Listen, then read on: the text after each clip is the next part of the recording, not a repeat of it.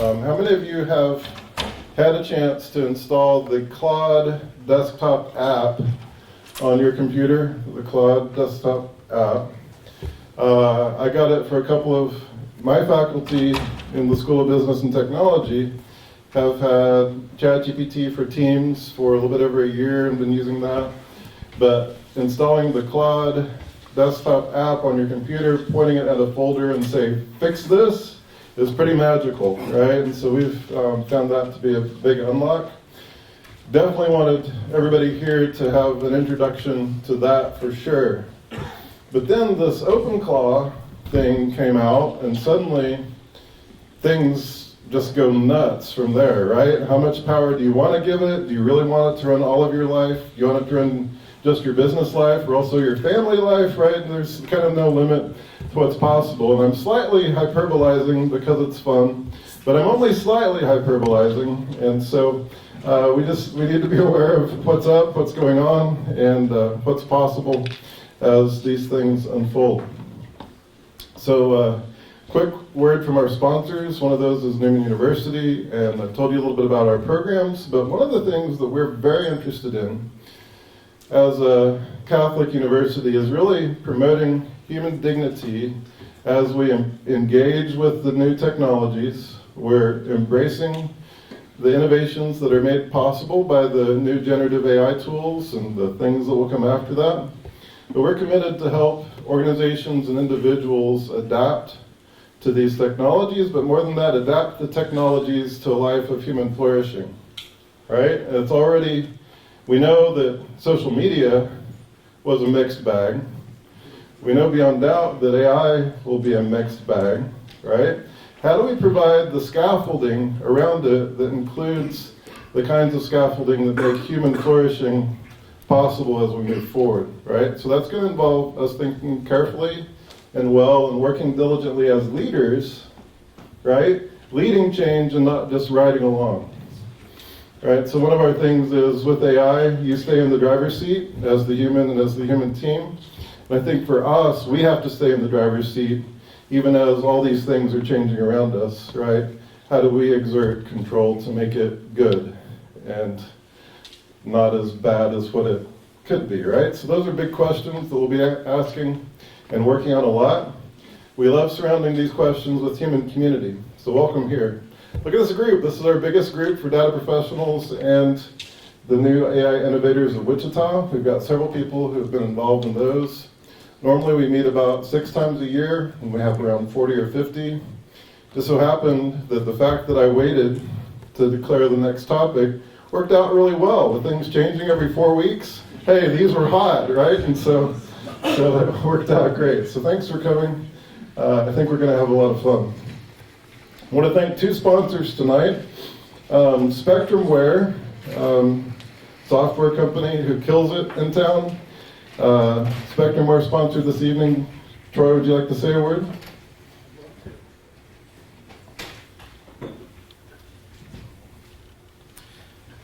Just to get a little meta, my remarks were written in Claude Code. They were refined by Gemini, and I practiced them in the car in conversation mode with ChatGPT. So, Spectrumware is a custom software development firm based right here in Wichita. We've been building systems for 32 years. We work with a lot of data teams, and the promise is pretty simple. If you bring us in, we will make you look good to your boss. That's what we do. For example, we built a machine learning system for a major aerospace company here in Wichita. It analyzes equipment data in real time and catches potential faults before they turn into problems downstream in the supply chain. We've saved them millions. For IMA Financial, we built the pricing engine that sits at the backbone of several of their core lines of business. It's custom built around the way that they work most efficiently. That system has worked very well, much better than their previous off-the-shelf system, which assumed the way they should work. That's one of the real advantages of custom software. It fits your workflow today and your workflow in the future. It doesn't force you into a workflow to fit the software. So I'm Troy Graber. Come and find me afterwards. I'd love to hear what you're working on. Thanks.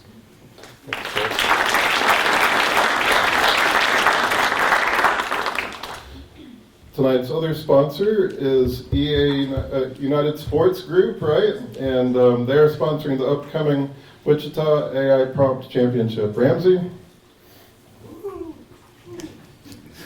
Thank you guys for being here. I'm very excited to share our upcoming competition, and a lot of what you're going to see today is what you can see at the competition. We're actually going to have tracks across technical, marketing, and business, and Red Hat this year. So you can come and test if you want to get your hands on, or if you want to just come and see more talks like today's and learn more and just see what's possible with AI. Please join us at Groover Labs on April 18th. I'm really excited to be able to continue to share more about AI, learn myself, and see what everybody's doing in our community. So thank you guys very much for being here today.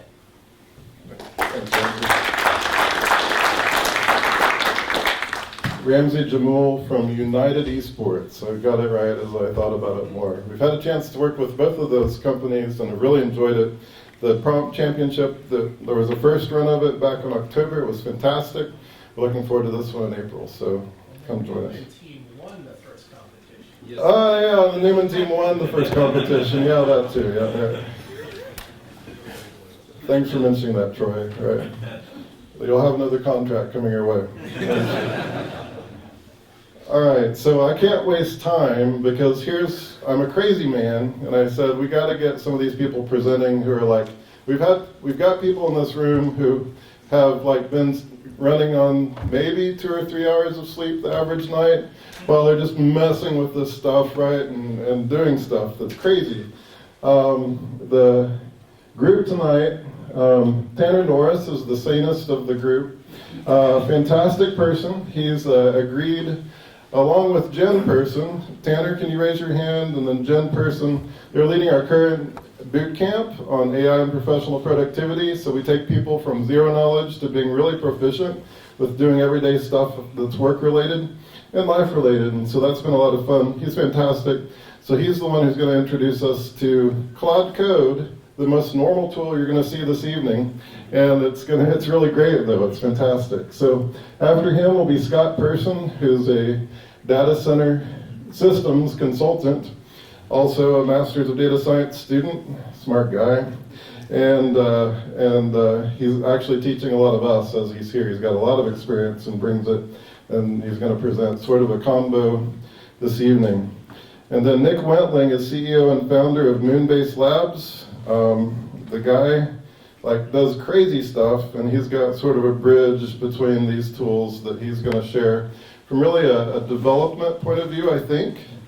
But I'm never quite sure what he's going to do, so we're looking forward to that. Ramsey Jamul, who just was up here a second ago, CEO at Unified Esports. I came to a meeting one day and he was showing me stuff that I just said, you got to come present. So he's going to do that tonight. And then Rob Dixon, CIO at Wichita Public Schools. Rob, where are you? Raise your hand. There you go. Glad to have you tonight. He posted this setup that was amazing and I said, you got to come present. So that's why we've got 5. I've asked them to keep it to 15 or 20 minutes. You know how that might go. But I think it'll be worth it. And then after these 5 present, we're going to have Q&A for about 20 minutes, right? We're going to have more of these meetings. You've got cards around you. Grab a card. Tell us what you'd like to see next. Tell us if you're interested in coming. Anything else that interests you. I always hold my breath. I know. I have to stick it in harder. Please. There you go. Oh, what's up? Well, okay. Wonderful. Thank you, everybody, for believing in me, and I was able to do that. Okay, so David said Claude Code, co-work. I'm going to be learning Claude Code from these guys. So, like I said, or like David introduced me, Tanner Norris, AI strategist at Interest Bank. And I've always been an IT tinkerer, somebody just figures things out. And when OpenClaw came around, ClaudeBot, MoltBot, whenever you joined, I was really excited. I was like, man, this looks really great.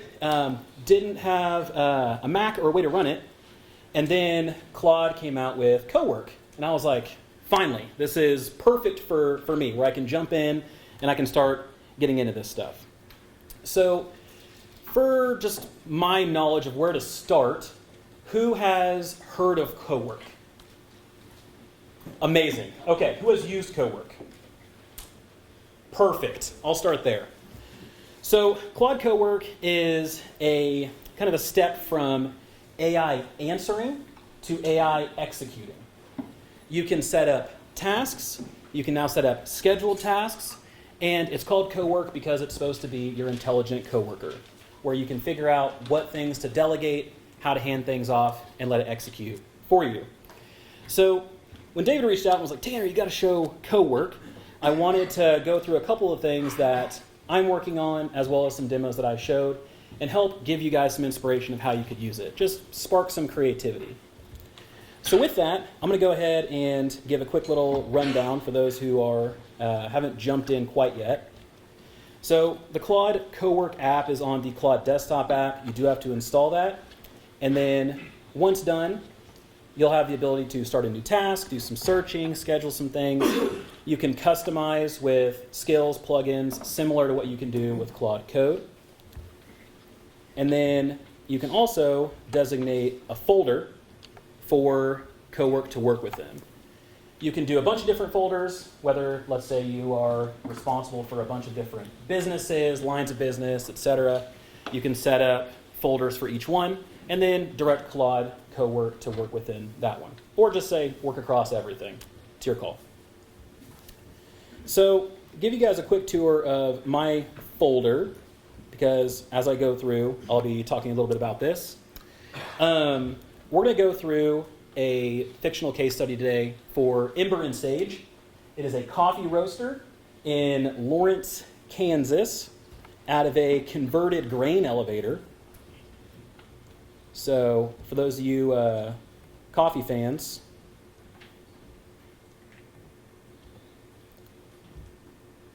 images courtesy of Gemini. So yeah, I got it. Look. Also, this is cool though. I love that. That'd be awesome. So, just walking you guys through this a little bit. Ember and Sage, converted grain elevator, founded by Diego Reyes, a chemistry teacher who likes to bring science to the roasting process. Thought that was kind of neat. Every bag has a QR code linking to temperature curves, Maillard reaction data. Hope I'm pronouncing that correctly. Not a coffee guy. I'll skip over this. We're going to be taking the POV of Carmen Reyes. So Diego's wife, who, as in most marriages, is the operational engine behind everything. At least that's how it is at mine. Carrie Lynn helps me out quite a bit. But she's in charge of managing everything, inventory, all of that, etc. And Carmen has a decision to make. She wants to expand into a city around Wichita. They want to move from Lawrence. She went out and used AI to get a deep research report. She has all of her financials, everything she needs to make this thing happen. But she needs to figure out what's actually realistic. So, as with most things in today's day and age, you would typically go out to AI and you would say, hey, let's go back and forth. Here's some things I'm considering. Here's some information. Here's my files. I'd attach those to my chat. And then we'd have a really good in-depth strategic conversation. And that's great. That's the AI answers way of doing things. Now that we have access to something like Cowork, we can switch over to AI executes. And let me give you an example.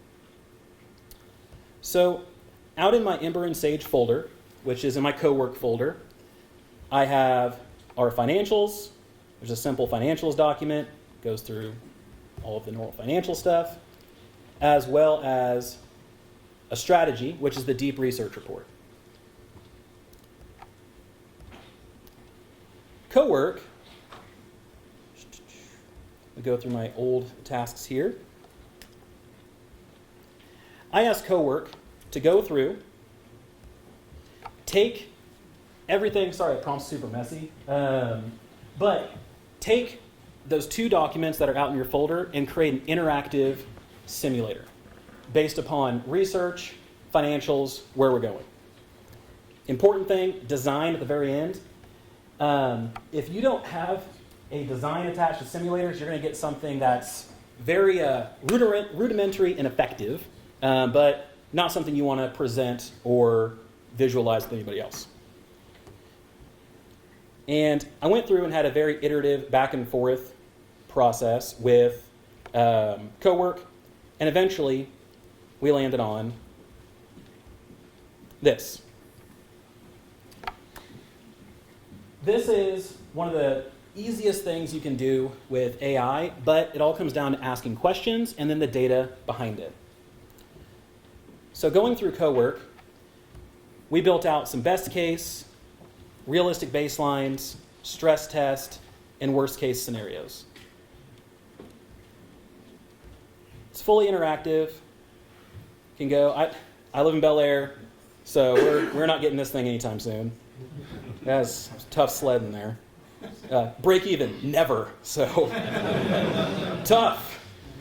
Mays, Kansas, get hyped. You guys are probably going to get a nice Ember and Sage coming soon. But going through this is everything that a business leader would need, right? And when I presented this to somebody that I work with, he had considered something I didn't even really think about. He said, do you know how many prompts you just saved me? From going back and forth and asking, what about a loan rate of 8? Or what about a table of loan rates? Or what about loan terms? Instead, you can just go, drag these, get some live data as you go. Be able to make some good decisions. As I continue to scroll down, we have things like upgrading our roasting machine. Listen to me, I don't even know coffee stuff. Roasting equipment, Probat P25.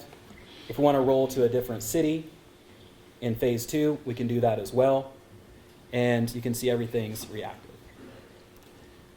If you want, you can save scenarios and then reload those as you go. So this is great, and this gives us a nice way to visualize everything we have in the back end, but what happens when those things update? How does Cowork come into play there? This is where your scheduled tasks come into play.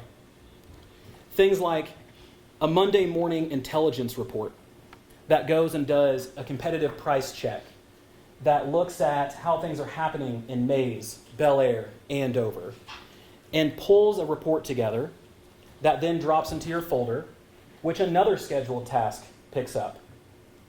Makes changes to your spreadsheet, your financial data, and then from there, your simulator updates. So you don't have to go through and manually change every single time your spreadsheet, the information in there.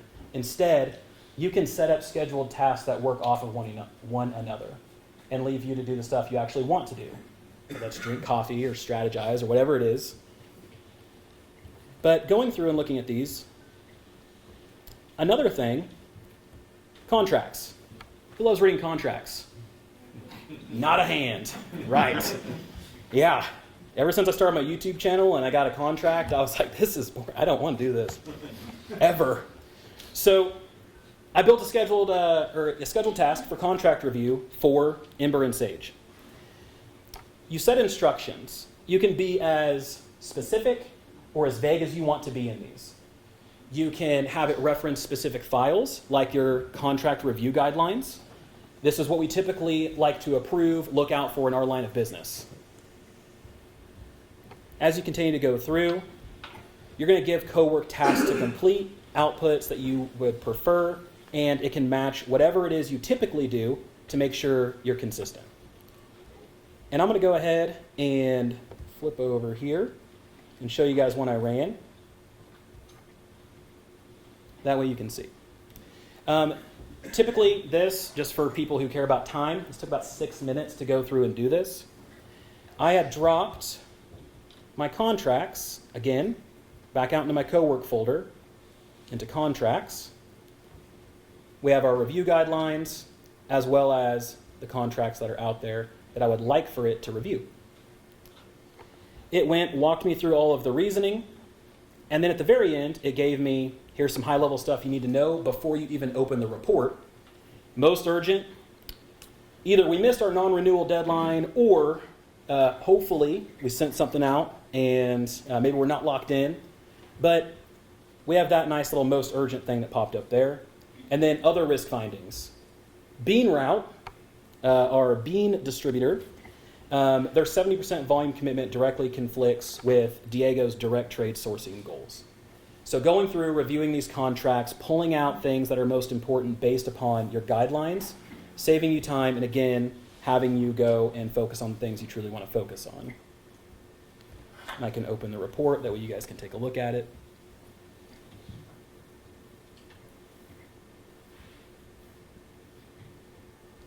So, might not win any visual awards. You could probably, amp it up if you want to, but it went through and pulled the things out that it was supposed to. And then, perfect for Tanner, a plain English explanation. That way I understand what's actually happening. So Tanner has risk level right there in the middle? yes, Right. risk level high based upon their guidelines that we provided. Yep.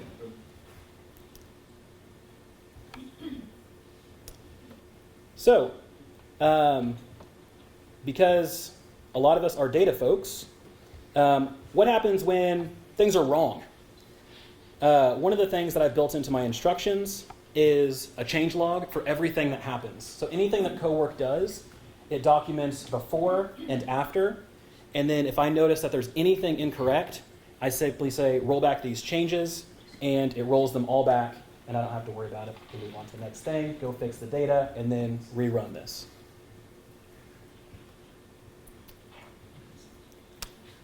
And that's Claude Cowork. So really the only thing that you have to worry about is your imagination and understanding where you can save the most time, be the most productive, and get the most value. So, yes? You had mentioned when you did that simulator that you had a connection that can help that look a little more stylized than it would have generated. What was that? Sure. That was just part of the prompt. And that's actually a meta prompt. I'm not taking credit for that. But clean, professional layout suitable for a bank meeting, a warm color palette, browns, creams, deep oranges that fits a coffee brand, large readable charts and numbers, including a print summary button that generates a clean one-page overview. Awesome. Yes, you're very welcome. All right, give him a hand. We're going to have more. And Scott, if you want to go ahead and set up, right? We're going to see more of those. Those are powerful. You just send an HTML file and it's got the stuff in it, right? It's going to change kind of the way we work and share work and the way we interact with work. It's going to be exciting. Scott Person, take it away. Yeah, so let me turn this dude on. So yeah, my title tonight is Be Your Own Data Engineer. And it's kind of a hands-on, kind of a thriving strategy that I've put together for myself to handle data in the world of agentic AI. My background here, 20 years as a contractor and consultant, 3 years as an FDIC employee where I led the implementation of their data mart and data lake. I'm now a graduate student, part-time subject matter expert, and as with Tanner, I'm a tinkerer. All right, so why data, right? Agentic AI has these four, what I call primitives, the fundamental building blocks. You have the model, you're all familiar with ChatGPT. You have tools. So Claude Code gave the LLM, the model, hands. It can write files, it can read files, and it can run scripts. And from that, we build a lot of functionality. It was kind of the introduction to what agentic is in AI. And then ClaudeBot comes around, or OpenClaw, and it adds orchestration and memory. So orchestration, triggers or timing, things that make the model do something with its tools. And then memory, it keeps track of the conversations you've had with it. But I'm expanding the thought of memory here tonight with personal data. So that's what I'm going to talk about mainly is how to get your personal data to work with agentic AI. All right, so I have a few principles, and I'm using kind of the basic fundamental principles of data engineering to manage my data. And I'd suggest to you that it's working for me, so it's I think a pretty good strategy. And the first thing is just keep your data, right? I've got this is about 400 pages of notes, and then utility bills, pay stubs, tax forms, etc. I've scanned all of this into local storage. I use iCloud storage, scanned it all in, and I can access it now with Claude Code. Now, I'm going to show you a few of those here. The first thing I'll show you is all of these green pages are my personal handwritten notes from going back to 2022. And unfortunately, I switched jobs. I joined the FDIC, and I threw all my old notes away because who would have thought these would be useful, right? AI fixes that problem, and I'll show you how. But I could go back and run a quick report. You see this one-liner here, this one-line prompt. That compiled all my handwritten notes, and it tells a story of the creation of the data lake at the FDIC. All the problems I had, all the gripes I wrote down of this is too hard, blah, blah, blah. Governance was killing us, security. So it gave me a summary of the entire project for 3 years. And then at the bottom, pretty neat feature. I didn't even ask for this, but it gave me the key people that were involved in that project. So I can go back. I know who to call if how did we do this or whatnot. It summarized my whole project and all my notes in a quick one-liner. Sorry.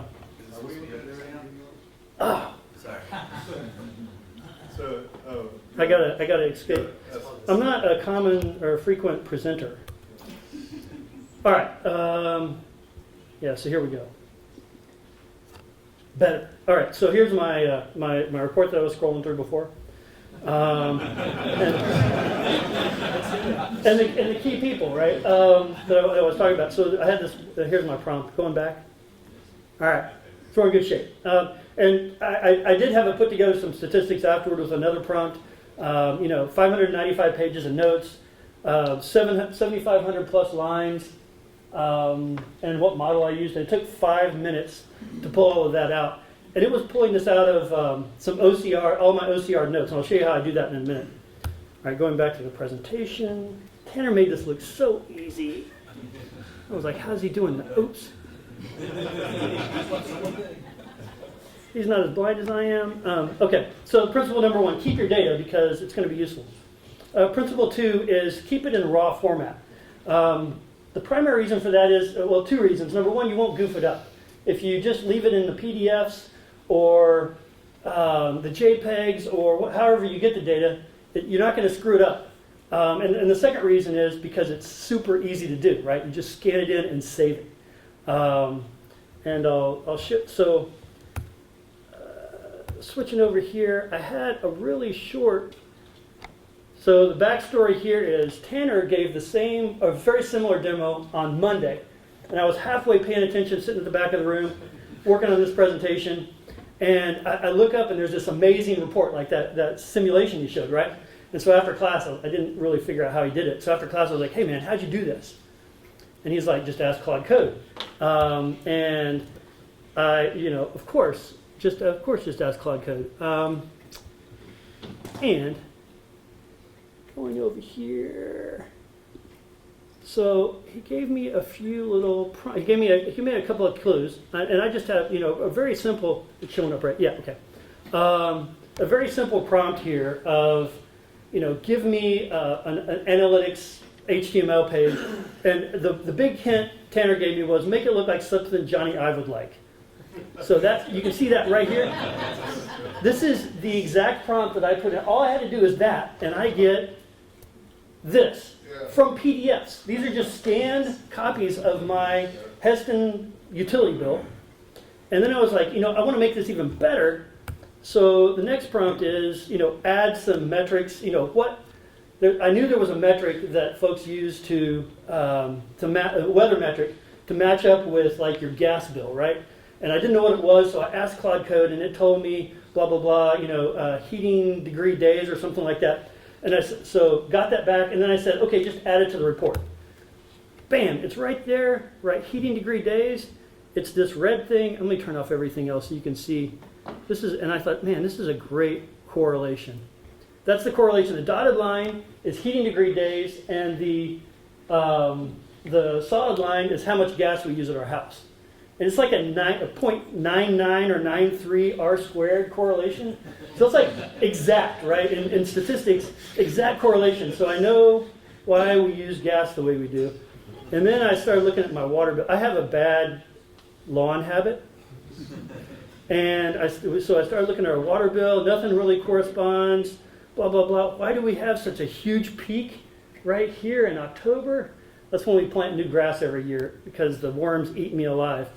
So the bottom line here is very good analysis. It looks great, and this is straight off of PDFs. All right, I know I am running out of time, dude.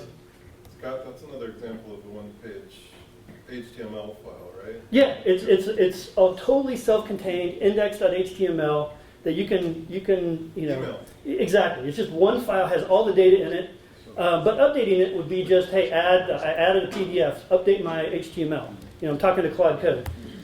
One other thing on that, I did the same thing. I said, hey, I've got my electric bills scanned in, so add electricity. So now we've got Evergy PDFs coming in, and you get electricity. You can electricity, and that corresponds a little bit more towards. And I added cooling degree days, and you get a nice, you can see what's going on. These humps are when it gets really cold, and my office is running on a heat pump. All right, so where was I with my presentation? Again, I'm a data geek. All right, so keep the data in the raw format. I'm feeding these things off of PDFs, and Claude Code just eats them up, right? Okay, the next principle, the data should be organized. So slight deviation from what I just said, but keep these files well organized. And I am using Obsidian. All these files are stored locally, and I just kind of set up. I actually used Claude Code to give me a good organization for my files. So just here's a bunch of files. Help me organize them and give me a strategy. And chose to use Obsidian. And here you can see my City of Heston bills. It's a document. Tanner, man, you just set a precedent that I just can't. I'm not good at. Okay. All right, so here we are back in Obsidian. Good enough. And you can see, I just paste all these. PDFs every month. I just scan in a bunch of documents. I actually have a skill in Claude Code that looks at the document and will sort it. It grabs the due date and puts that on the front of the file name, and then stashes it in a directory. So I can scan Evergy bills, pay stubs, City of Heston bills, and it will just put them in the right directories for me. It's just I just told Claude Code what I wanted to do with these things, and it built a script that does that. Figures it out, comes off my scanner, goes into a bucket, and it just sorts all my documents for me. So that's pretty cool, right? And that's all I have to do. It takes me, 10 minutes total every month to organize all this bill mail that's coming in. Okay, so keeping it organized, I use the tool. AI is great at organizing stuff, much more patient than I, and it will parse and move those documents around. All right, so the last one, I'm just going to stay here. It's so much easier to transition. The last one is automate everything. So I have scripts that help me manage all of these, the scanning, the management of all of these documents. And I built it just by asking Claude Code to help me out. Write scripts, skills, or other different tools that will just help me manage these documents and manage my data pipelines, my data engineering pipelines. One of which, I think the coolest one is, I'm going to try to demo it here. There's a lot of synchronization that has to happen here. But I've got a sample page of notes. It's, I've always started taking notes. I use the ISO date in the top left-hand corner, and then I just take notes in the middle of the page. On this exact, you can see. Two cheers for ISO date. I'm not yet. Hey, it sorts, right? All data guys, everybody, I use it on my checks. So you can see, I'm not making this up. I use this green paper. I've got a whole box of this green paper at home. But I'm going to take a picture of this this note, and I'm in Discord, and I'm just going to tell it to, try to tell.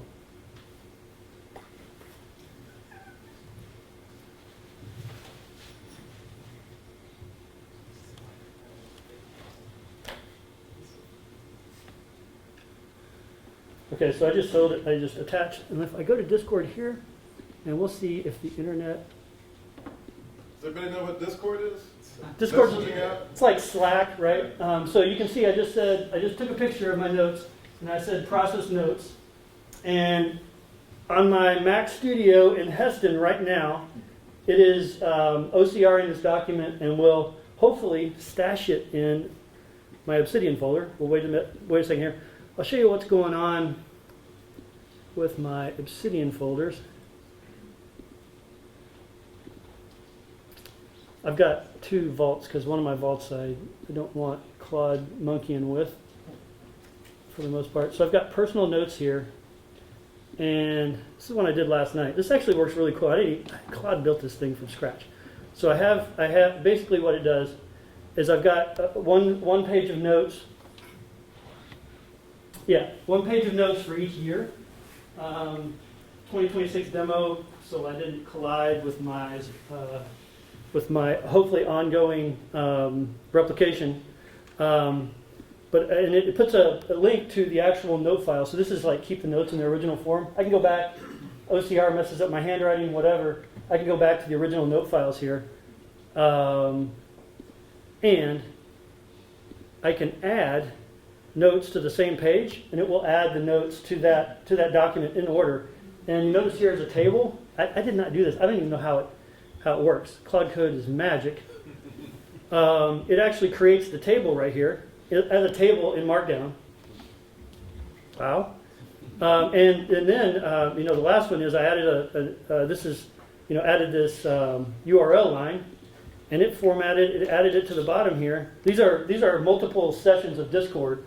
Going through, it added the URL and made it a Markdown URL. I mean, it's pretty cool. And so I'm going to go to the real document here, and yes, this is the note I just added. So it came in via Discord. My Mac ran Claude Code, OCR'd it, put it in here with the link to the page, and we have a decision. I like to keep my decisions in my notes, where Jen agreed to the high water usage plan that we proposed for making the lawn extra green this summer. So that means I can win. So the goal here is to win the grass war in the neighborhood. And water's key. Killing the darn army worms is another key. That's gotten us the last couple of years. All right.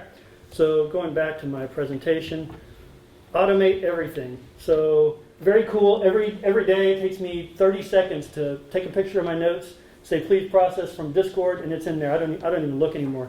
I just know. 1 minute. Oh, I'm going to make it too. All right. So summing it up here, data maturity. This is kind of some levels of data maturity. First, when I talk about the first principle, capture the data, consolidate it. So I like to use iCloud and then another backup, because iCloud will replicate delete star. So you want a backup that's not on iCloud just in case something goes crazy. I do that once a week and keep it but it's offsite in iCloud, of course. And then to prevent for delete star, I've got an offline backup as well. Organize the data. I use Obsidian. Automate it. AI skills and scripts. Claude Code. All you got to do is tell it what you want to do, and it will figure out how to help you. Just keep telling it, and eventually you'll get to a solution. And then I didn't talk about this, but I also run a vector database called QMD, or the framework is called QMD, that makes searching the notes a lot faster. All right. One last slide here. I didn't plan this, but Nate B. Jones, I recommend watching his, I think it's from Monday. He has a great podcast on AI, and he went into depth to what he called the open brain, and it's basically how to. what I just showed you, the functionality I just showed you, but with a more formal framework. It's a great discussion. He's got some prompts on there. And basically what this allows you to do, one advantage I didn't talk about is those other three pillars, or those other three primitives of AI, those are going to change. But your memory is going to stick around, and you can move that from one set of primitives to another, one implementation to another. You carry those with you, and I think that's going to be the key to survival as OpenAI and Anthropic, go head to head and get banned by contractors because they didn't want to do something that Trump wants to do. So there's a lot of reasons these things might change, and you can carry, if you have your memory outside of the other three primitives, you can move those around. You can change the framework around your data. All right, that's it, Dave. Thank you.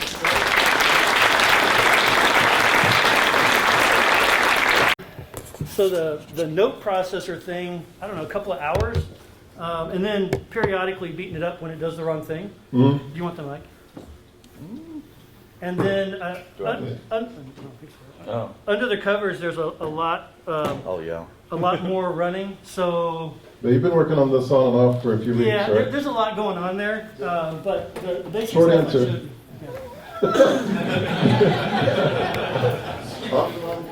Off and on for a while. That's what he's been doing. So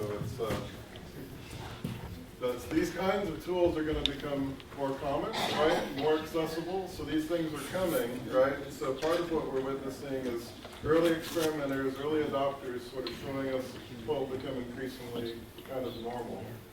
All right, and then beyond normal, right? Hello, everyone. I'm Nick Wentling, founder of Moonbase Labs. Tonight we're going to go from chaos to Zen. Really quick, how many people have installed Claude Code in the terminal? Okay. How many wish they could do that and they want to explore it? Now, one. How many people like the terminal experience that do have it installed? Okay. All right. Yeah, there's more geeks in here than I thought. Nice. All right. So just to give a quick background, Moonbase Labs is a 10-year-old software firm. In the industry, we're considered product engineers. We do the business side and the technical implementation. We take products from idea to the market, and hopefully exiting one of them early next year. Portfolio is B2B SaaS, back office automation, but the past 6 months has been the most fun, diving into agentic B2B SaaS and AI workflows. So the question that I asked about 2.5 years ago is, how can a two-person team scale with AI? We're a tiny team, and we need to move quick. So I picked up the hobby, maybe the disease then, to start running through all the AI tools to figure out what our stack was going to be. In the early days, we had Copilot, the autocomplete. Then we got Cursor, which was a huge unlock. And then we started playing with Claude, Codex, and Gemini and the CLI, and everything really started moving. And with these tools, it pretty much operates our whole business right now, all the left side things. But for tonight, we're focused on building a product as a full stack app. But we now prototype quicker now. We get to market insanely fast for our customers. Where we used to do a lot of sketching, workflows, diagrams, like different designs, we're now just shipping a full prototype to them, just sending them a link to try it out. And sometimes we'll prototype 3 different solutions at once to kind of get that real-time feedback. So this was my first love last year in March, and this is when the addiction really started kicking. So most people, they're pretty used to one of these, and then you start getting the itch, and you start running 4 of them. And this is where it starts getting really fun. And then we had Agent Swarm and Teams come out. So that's your main agent over there, and here's your swarm working. But if you're going to do it right, it needs to be looking like this. The reason I can't sleep is because one of these is dinging me, saying it's done and we need to keep going. This is unstable. Like, you can't run for too long like this. A little bit of ADHD and like Monster you can like hold. So what I discovered after complaining on Twitter was this app called Conductor. It's 2 guys. I think it's more now, but they lived in San Francisco. and I was complaining that I couldn't handle all my different work trees. So all of these was just nuts. They were crossing each other, so you break them out into Git work trees so they have their own app, their own database. And I was handling it all with shell commands, which was terrible. So found out about Conductor, and I kind of fell in love with it maybe last summer, and started providing a ton of feedback. They were looking for early adopters. I love being an early adopter, so I jumped in and kind of helped push the product in a way that would be awesome. So why Conductor really quick? Get work trees, wanted more control of the context. That's one thing I was struggling with here, moving context between the different windows. And I wanted to create multiple apps with multiple agents at the same time. We're a tiny shop, we have to ship to survive. So our workflow as a baseline, all of our meetings, tasks go into Notion. We feed it into Claude for the orchestration layer, and then production. To give a quick example and try to do this in real time, which is a terrible idea with AI, but this is one of our apps from our client and one of the apps we're building right now for a freight brokerage. And this is where I jump over and I copy it. This is Conductor here, so it's in the Pro Max Freight app. So this is creating my dev environment really quick. Underneath here, all of our skills, all of our plugins are sitting underneath there. The Moonbase DNA is sitting there.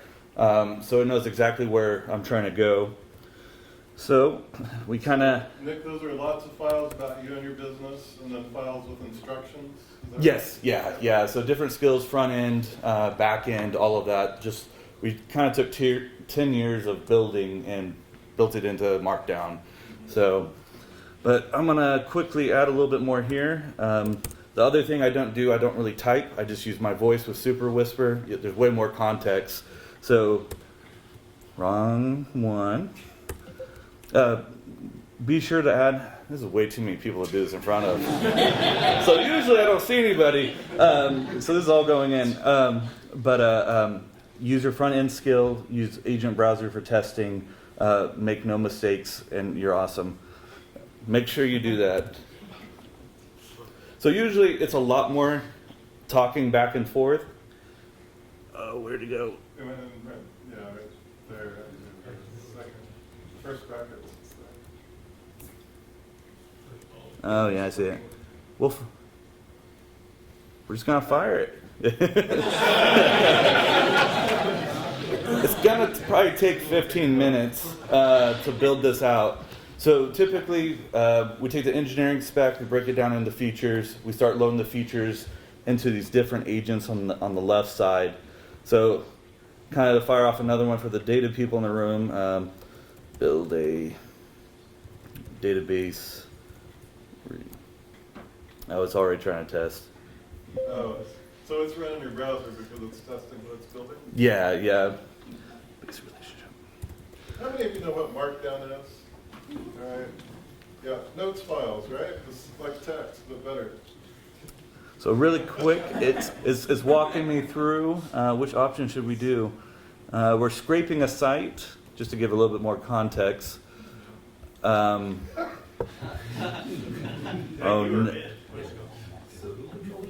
yeah, this is OpenClaw running right now. So this is a freight app. Every day they have to come in here and copy and paste this data into the app. What we're building here is a scraper that automatically pulls this data in. So this is the fun part of Claude Code, and they ask you a bunch of good questions. I really rely on the question tool a ton. I force mine to ask me a ton of questions, architecture, all of that. I want to ensure we're both aligned before building.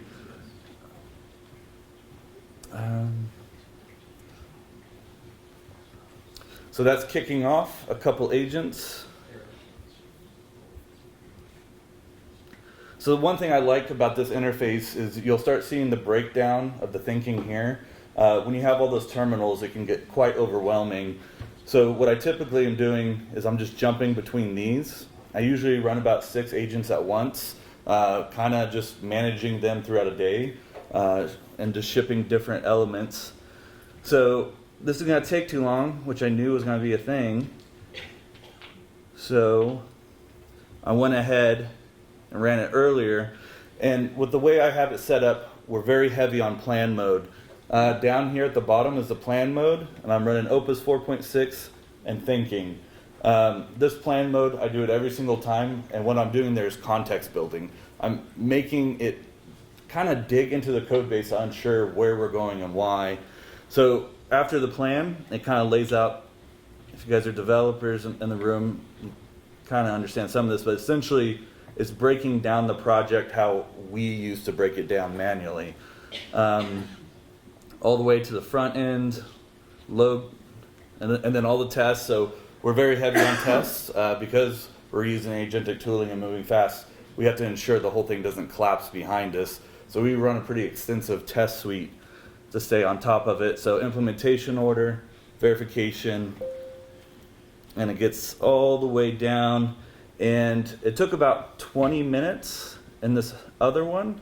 We had a little bit of cleanup on the front end, but something that would probably take a day to ship, we did in about 25 minutes. Just to show it a little bit, this active feed down here, what we did is we added a load feed, gave a URL, and then we can fire it off now. And then if we go to the draft screen, if this doesn't work, I'm going home, so.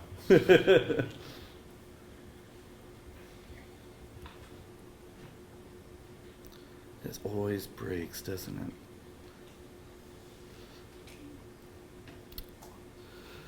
My settings.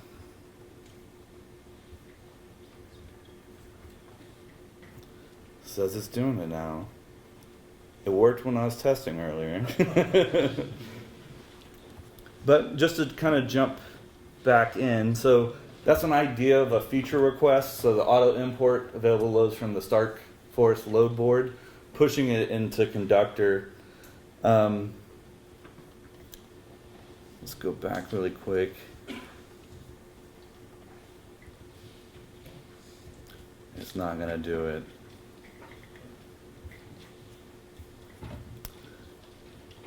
Should have tested more.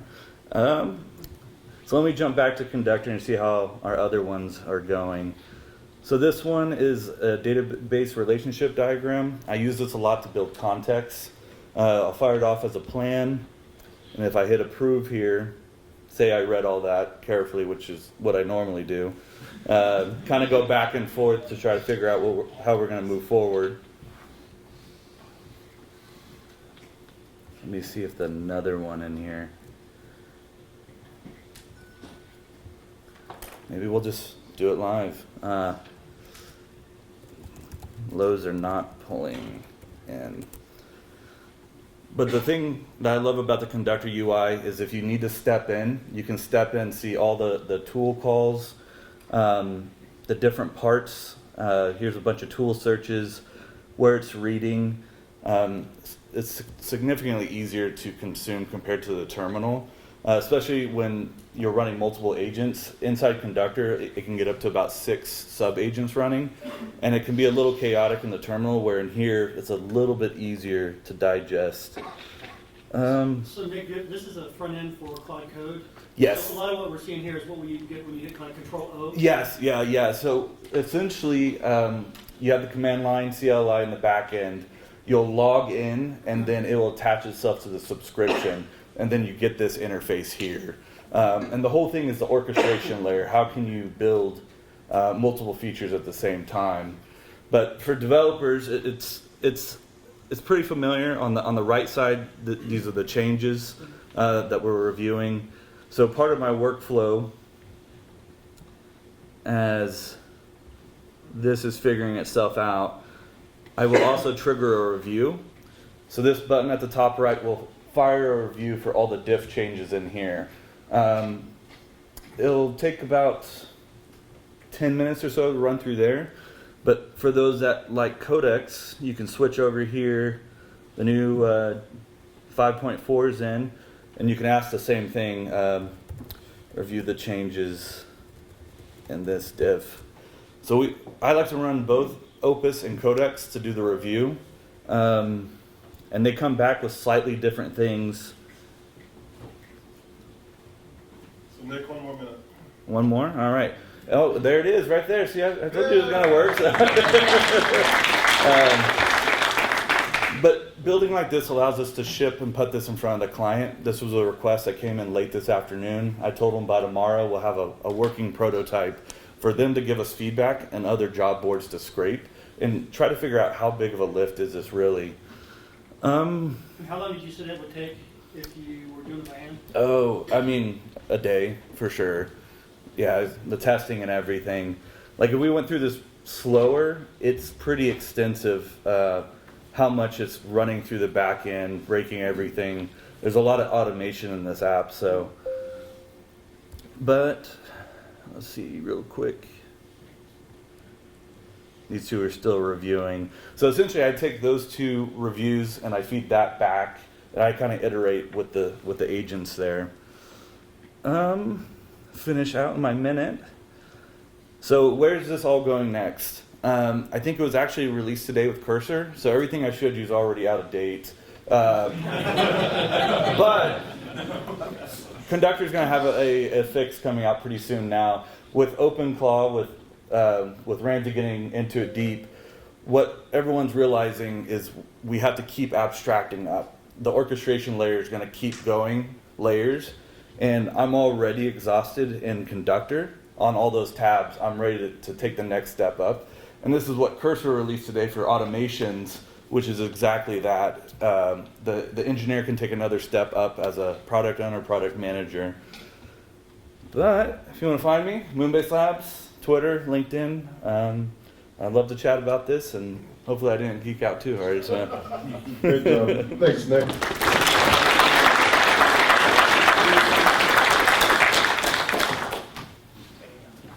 So how many of you have done something like uploaded 3 emails that are examples of emails you sent before and information about your company and said compose a new email based on this information and that example, right?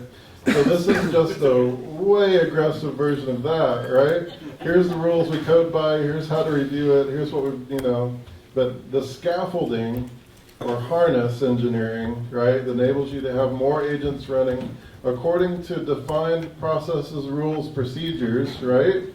And in my own projects, and I think what a couple of us are working on are knowledge management tools, right, that can do research and development of reports, right, that are running through the same kinds of rules, procedures, processes, validation, right, et cetera, et cetera.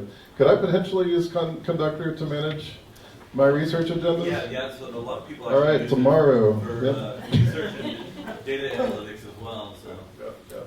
And I want you to know, by the time I present it, I own it, it's mine, right? But I'm leveraging tools. So, all right, Ramsey. Thanks, guys. I'm Ramsey Jamul again. I'm the CEO of Unified Esports. I actually got my degree at Wichita State as computer science and did that at Wichita State for a handful of years.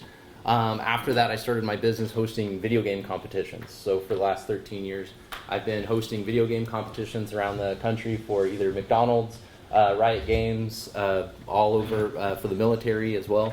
So we've gotten to do a lot of fun things. I've been very sad to say that I didn't get to program during all that time, and so I made our website and a couple other things, but when OpenClaw came out, I really got engaged. This is something that was super fun and kind of allowed me to do my job with this. So these are more practical use cases that I had, but from my background, I've felt pretty comfortable using OpenClaw.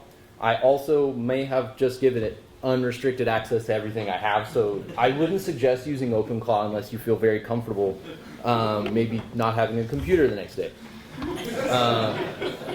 So I also am probably maybe not the smartest person in here, but I'm probably the biggest nerd. So I made the analogy for Star Trek and everything that I did with OpenClaw.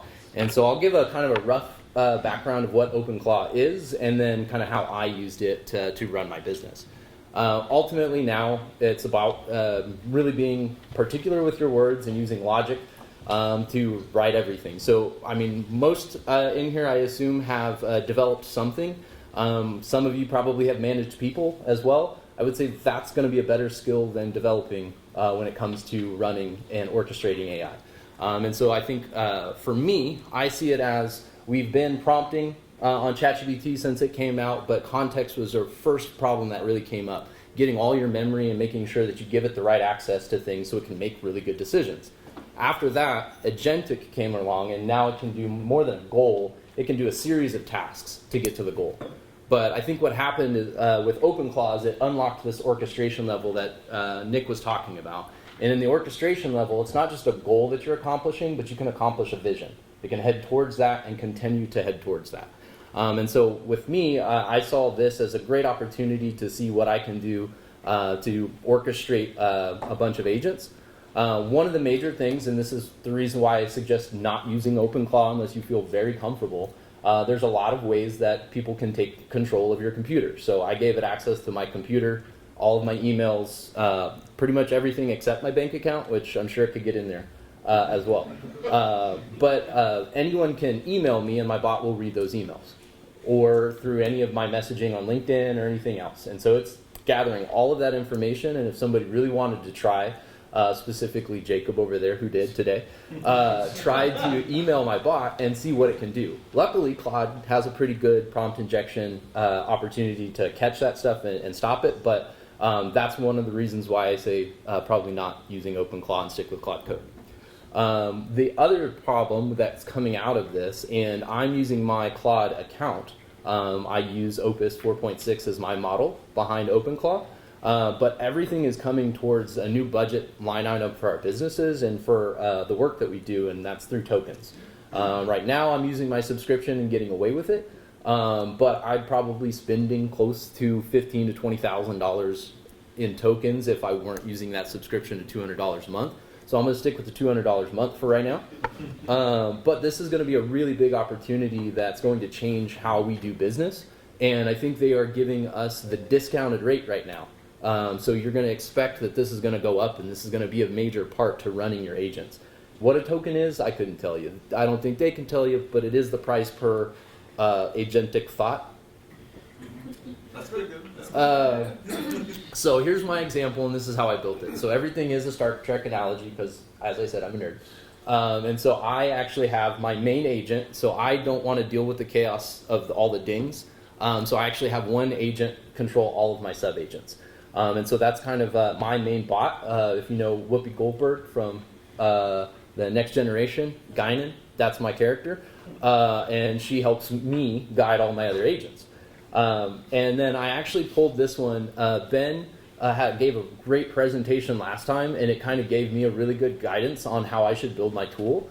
My agent is there to help me, but we actually built the enterprise, if you will, the tool that's actually deterministic. It's a series of buttons and pieces of code that will always do the same thing, and my agent now has access to those. So kind of got rid of hallucination to some extent. I probably didn't do it as well as Ben. But at the same rate, it helped a lot in terms of being able to give my agents access to really good tools. So from there, I started really honing in on the sub-agents, or the people in the individual rooms. They have a basic knowledge about how to do marketing or sales or whichever task they're on. And so they have kind of a straightforward sub-agent that has all of that. But then the skills, or the buttons on the console, if you will, are those tools they have access to. So each sub-agent has a specific set of skills that it can do, and they will find you.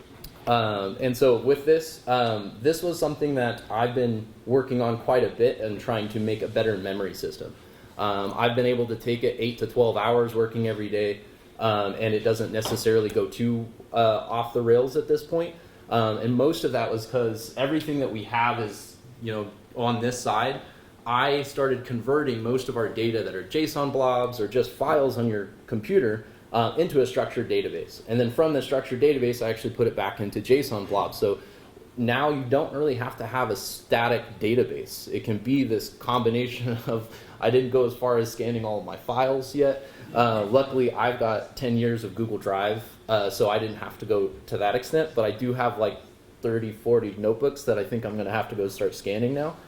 But this is a really important part to making sure that the unstructured data and the structured data are actually kept in balance, and making sure that you actually have accurate responses. So these are my use cases, and I can kind of walk through an example after this too. Thanks, guys. I'm Ramsey Jamul again. I'm the CEO of Unified Esports. I actually got my degree at Wichita State as computer science and did that at Wichita State for a handful of years. After that, I started my business hosting video game competitions. So for the last 13 years, I've been hosting video game competitions around the country for either McDonald's, Riot Games, all over for the military as well. So we've gotten to do a lot of fun things. I've been very sad to say that I didn't get to program during all that time, and so I made our website and a couple other things, but when OpenClaw came out, I really got engaged. This is something that was super fun and kind of allowed me to do my job with this. So these are more practical use cases that I had, but from my background, I felt pretty comfortable using OpenClaw. I also may have just given it unrestricted access to everything I have, so I wouldn't suggest using OpenClaw unless you feel very comfortable maybe not having a computer the next day.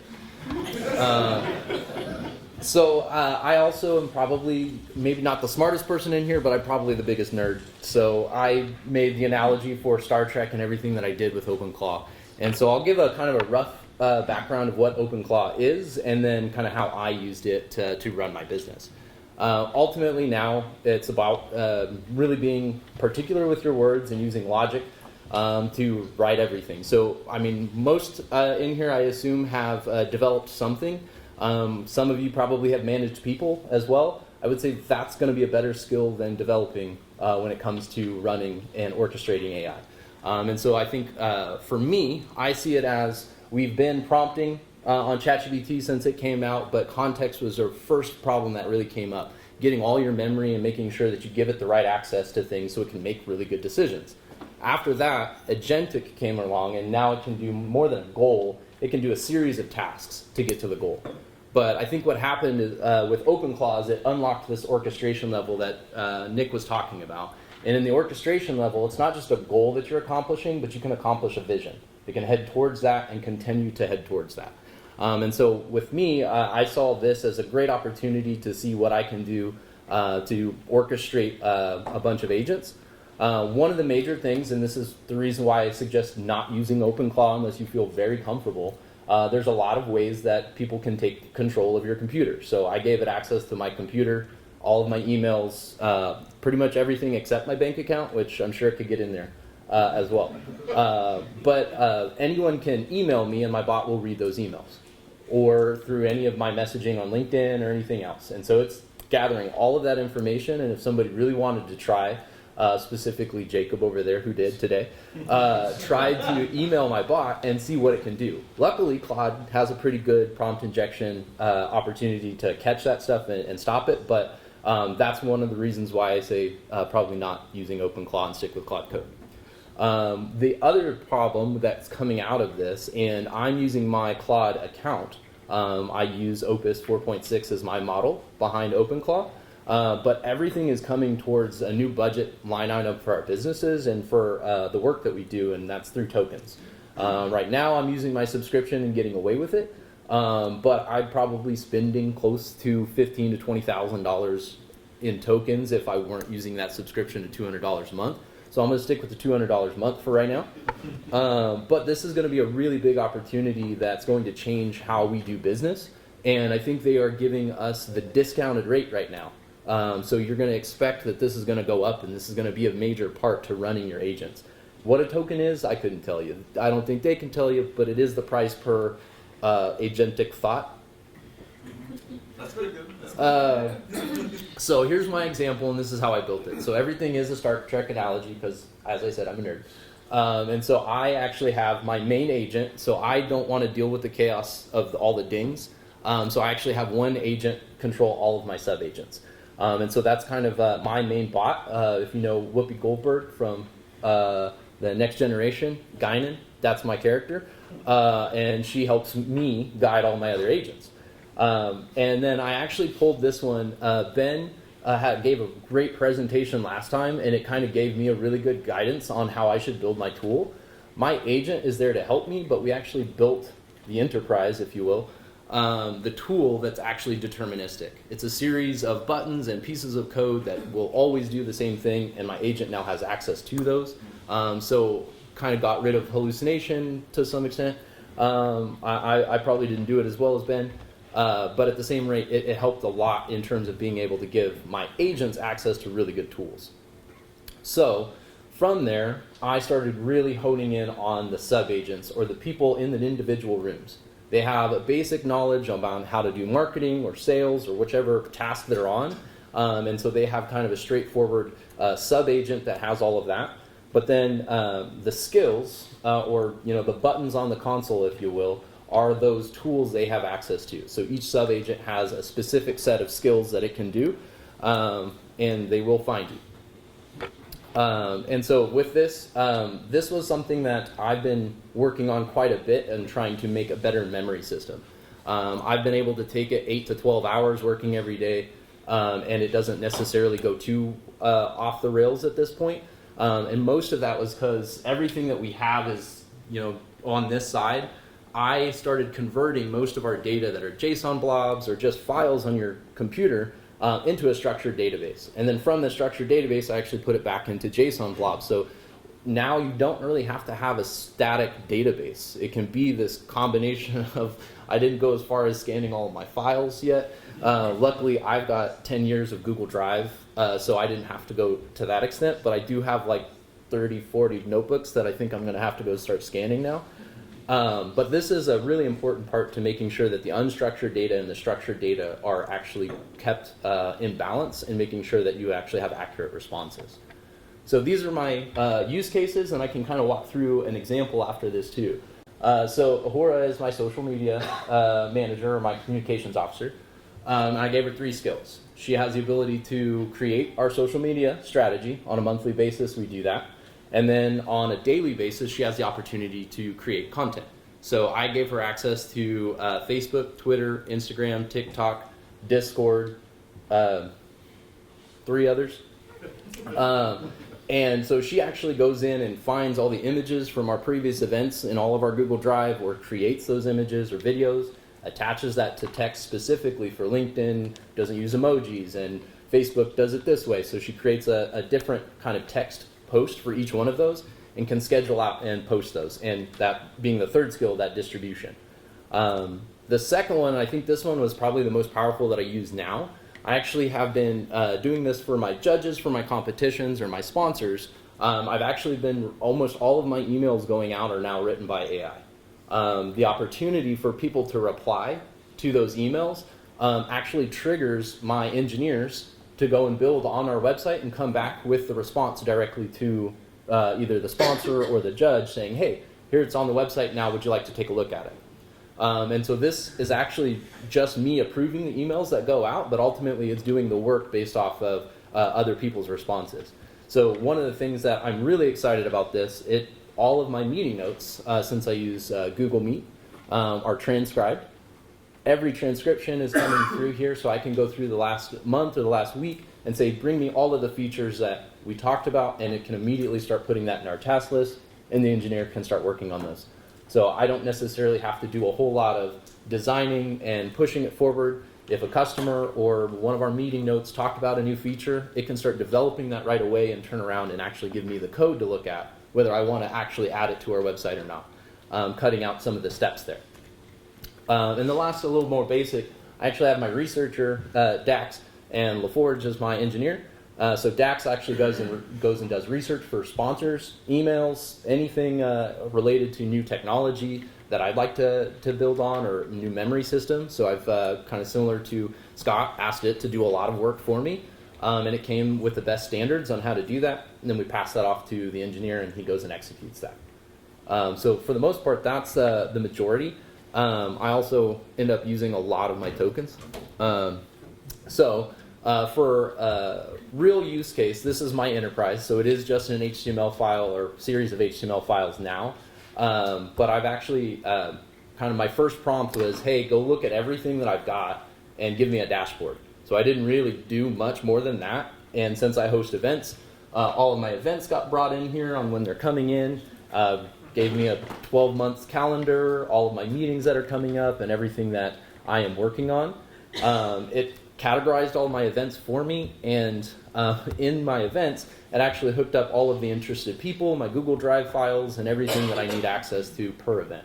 So very similar to having a really cool organization. Instead of using Obsidian, I just had it build one for me. And so that was like the first case. As a programmer, I did make a use case for to-do and task system. So I actually have all of our tasks kind of tracked so I could keep an eye on it, because generally speaking, I'm developing or looking like this. So my actual OpenClaw terminal is on the left, and then because I really don't like terminals, I built a GUI so I can see what everything looks like. Ultimately, I got to, and this has been about 5 weeks, I've reproduced HubSpot, Buffer for social media, and then I've implemented our strategy and management system into it too. So when I come in here, I can see our social media posts that need to be approved. I don't even think I have a button to approve on here. I just talk to it on the left, but everything is visualized for me so I can see. But it breaks it down for every social media post and when we go out, and then it'll attach different images to it as well, and find that. So I can keep kind of a track of everything social media content on that. Likewise, I have a very similar deal for my sponsors and my judges. So for HubSpot, in a lot of sense, is just a Kanban board. So David is going to be one of my judges upcoming. So I've got a kind of a quick example where it's gathering his information. And so I can actually ask him to go find David's email response, and I don't have to spell anymore. So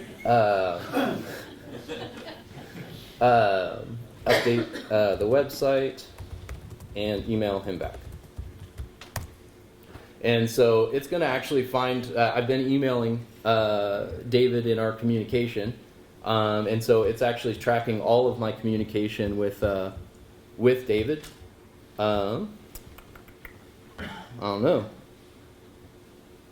You didn't say anything bad about Nick in our emails, did you? Okay. So this is all the context for me and David's conversations over the last while. And so as I send him emails back and forth, it's capturing all of those. It has the context of our full communication, whether it's LinkedIn or email, can draft a good response because we know what we want to get out of our judges and what we need from them as far as their headshot, their biography, or whatever. And so I had asked that of David.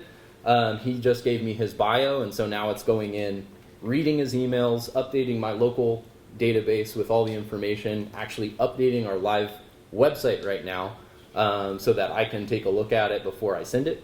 Generally, I will actually ask for approval here, and I wouldn't just say, go do all of this stuff. But as simple as that is, I already have all of the skills in place to be able to execute that. Similarly for my judges. The nicest part, and I think this has been the best case scenario, I can go in for every single individual sales call. I have a fully customized email that grabs their mission, my mission, can put together a nice one-page PDF document that's fully customized to them. And so my email response rate is really, really high because everything is actually legitimately their information and a little bit more personalized touch. And I wrote almost nothing. So the only time I have to come in here and really come in and edit anything is when I have the opportunity to add in a phone call that wasn't captured or something that it just doesn't have the context on. And a lot of that is just built out of what we've done. So this is probably like maybe a little overkill, but as a nerd, let me see if it's we running? Yeah, we're not running. So let me start up my local. She needs more power cap. Yep. So I like to visualize things. And so when I first started, I asked it to visualize itself and give me a bridge screen. And so ultimately, this is what it came up with over the last few weeks. I just tell it to make it more awesome every time I come here. And so it has the opportunity when they're working, their hands little move and it says that they're working, and it goes to warp and whatnot. Gave me a bunch of little fun things just for Star Trek goes, but ultimately in a lot of these I have the opportunity to like dive into each one of my sub-agents. So between sales, marketing, research, development. I actually have what their subagent is built on, which is those MD files, which isn't very much. But all of them are in here. You can even see some of the commands where I had to say it more than once, so it remembers that my last name is not this made-up name that it came up with. Very particular about that one, I guess. And so ultimately, it has access to the tools individually for it and the skills. So for each of these sub-agents I have running, kind of helps particular for each one of the parts of my business. So Guinan here is the one who actually manages all them. So I can come in every day and run my morning strategy. She kicks off the marketing to look at all my social media, my sales to look at all the open emails or messages that I have. Then I have my strategist come in and look at what we're supposed to do over the next few months, put it all together and tell me what I need to do for the next few days. So I am working from my computer at this point, and I think I'm okay with that. So it's done quite a bit for me and my business, and I'm pretty happy with where this is going. So if you want to see more about OpenClaw, I'd be happy to show you. But Ramsey, thank you. 3 weeks since you started this? It's been about 5 weeks. Over the last 2 weeks, I've only been using it to do sales. So I did have some. You got it done in like 3 months. Yeah, it was about 3 weeks. We built the first prototype in 48 For hours. the weekend. Yeah, he was still in his robe on the second day of building. So he lost him for a bit. What I've got done in my robe is pretty good. Thank you, Thank Ramsey. you. That's awesome. So it's probably about 8 weeks ago when Nate B. Jones, he has a YouTube channel that's great, he's on TikTok, when he said, we're about... And this is what I have the sub-agents distributed for.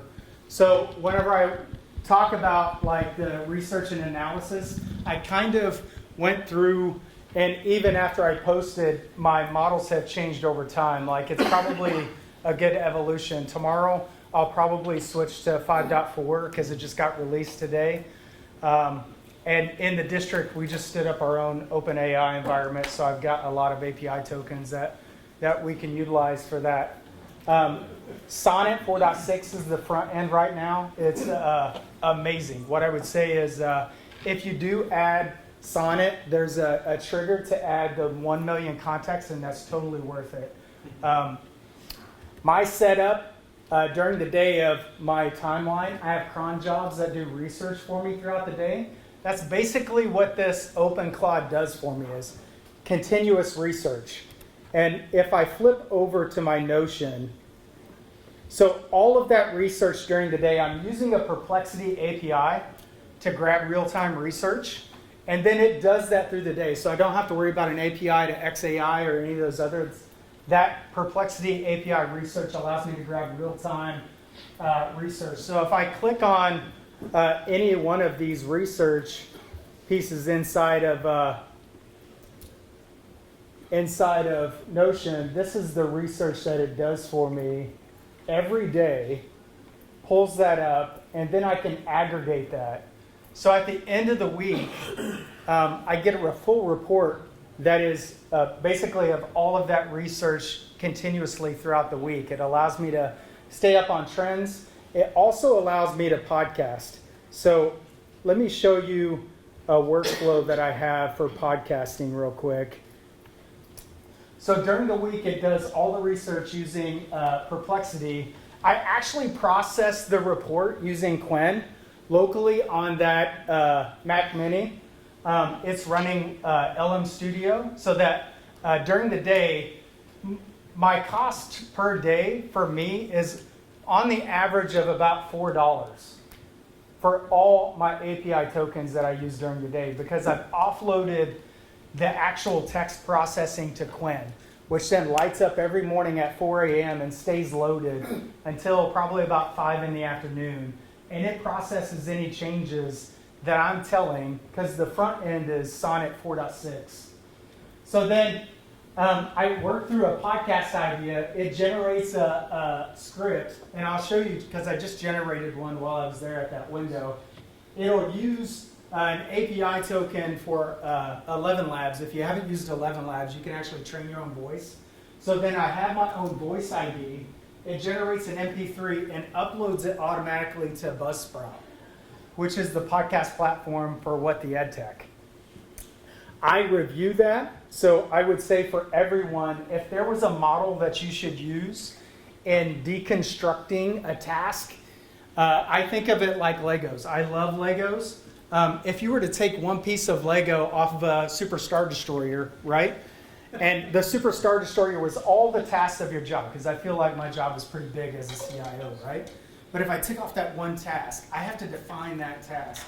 And that task could save me 5 minutes, right?